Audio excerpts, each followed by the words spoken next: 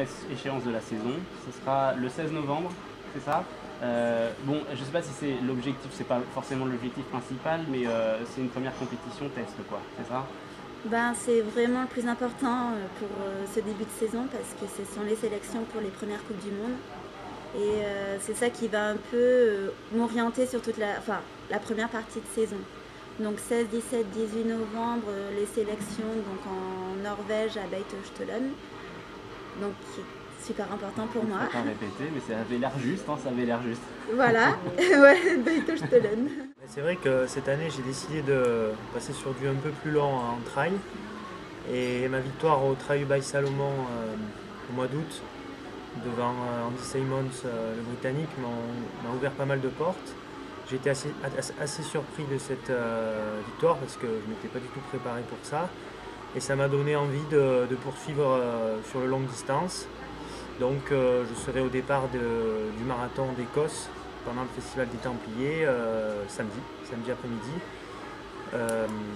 Avec pour objectif d'apprendre sur du longue distance parce qu'à la base je suis quelqu'un qui fait du court, qui fait du cross, qui fait du 10 km sur la route et désormais je vais plus me tourner sur le longue distance en trail.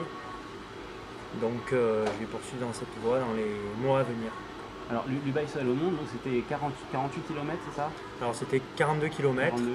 avec 2500 mètres de dénivelé positif et c'était une manche du Challenge Salomon qui regroupe plusieurs courses en France. Et c'était assez intéressant parce qu'il y avait de nombreux coureurs du team Salomon, donc médiatiquement ça m'a apporté beaucoup dans une discipline en plein essor. Et ça m'a permis d'intégrer le team Adidas certainement l'année prochaine, donc avec de nouvelles ambitions et des objectifs plutôt tournés sur le trail. Ils sont venus vous chercher? Alors oui, c'est par communication, voilà. mais c'est grâce à cette victoire-là parce que le court distance n'intéresse pas les teams. En revanche, sur cette course-là, je me suis montré et j'ai démontré que je pouvais battre l'un des meilleurs coureurs au monde, on va dire ça, parce qu'il a tout gagné cette année. En fait, il n'y avait que deux athlètes qui avaient réussi à le battre, c'était Kilian Jornet, l'espagnol, et le meilleur américain, Dakota Jones, et puis moi, le petit local Gapençais. Donc ça a vraiment changé ma vie de trailer et voilà, je pensais depuis un petit moment à passer sur du plus long et du coup ça a été le cap. D'accord. Oui, alors déjà pour commencer, donc, comme je disais, il y a les sélections qui sont importantes au début, avec toutes les premières Coupes du Monde.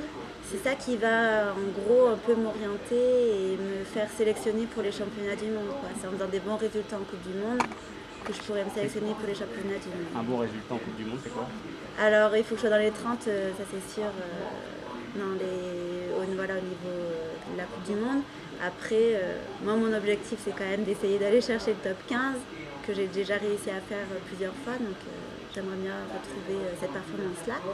Et donc ces mondiaux sont cette année en Italie, à Val di Fiemme, et ça sera au mois de février. Voilà, mi-février. De tête, comme ça, hein, sans aide. On dira rien. Donc effectivement, donc en Italie. Et donc là, un championnat du monde, c'est pour le coup l'objectif. Est-ce que raisonnablement, qu'est-ce qu'on peut espérer en pleine forme comme ça sur une course? Alors c'est vrai que aussi en même temps cette année-là, ça va être l'année pré-olympique. Donc déjà de se sélectionner pour les championnats du monde, c'est quand même super important, en sachant que l'année prochaine il y a les JO. Voilà. Donc ça c'est... Après, une fois qu'on est sélectionné pour les mondiaux, c'est sûr qu'il y a des belles épreuves à faire et aller chercher des belles places aussi. Très bien. Voilà, donc moi je suis militaire aussi à l'EMHM à Chamonix. Et donc c'est une épreuve très importante aussi pour moi l'hiver, donc c'est tous les 2 ans, non tous les 4 ans, puisque c'est 2 ans pour l'été et puis hiver, les Jeux mondiaux militaires. Et cette année en plus c'est donc à Annecy où les épreuves nordiques se dérouleront au Grand Bornand. Donc c'est aussi une épreuve importante pour moi. D'accord.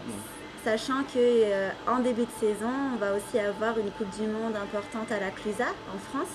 Donc j'espère qu'il y aura du monde qui viendra aussi encourager. Et là, ça sera le 19 et 20 janvier. Donc ça, c'est quand même des épreuves Il n'y en a pas beaucoup en France, donc c'est quand même important pour notre sport, pour les gens qui veulent venir voir le sport, puissent venir sur ces épreuves-là en France. Donc c'est une toute nouvelle discipline. Bon, c'est un sport, c'est une pratique qui existe depuis de nombreuses années, la raquette. Mais c'est une discipline qui vient d'émerger. Et ça sera cette année le deuxième championnat du monde en Italie, entre Milan et Venise. Il faut savoir que c'est une discipline qui, en Italie, en Espagne, aux États-Unis, en Suède, est énormément médiatisée avec des teams professionnels. Sur les courses en Italie, la télévision prend en direct la course. Donc c'est assez exceptionnel. En France, c'est pas du tout connu. Il y a une fédération qui est la FFME, Fédération Française Montagne Escalade, qui s'est accaparé la discipline mais qui s'en occupe pas du tout. Donc il n'y a même pas de championnat de France. Et donc cette année, c'est la deuxième édition du championnat du monde qui aura lieu entre Milan et Venise, sur un parcours plat et sur une course qui rassemble 4000 personnes chaque année. Et donc ça sera support du championnat du monde à cette occasion-là, le 6 janvier prochain.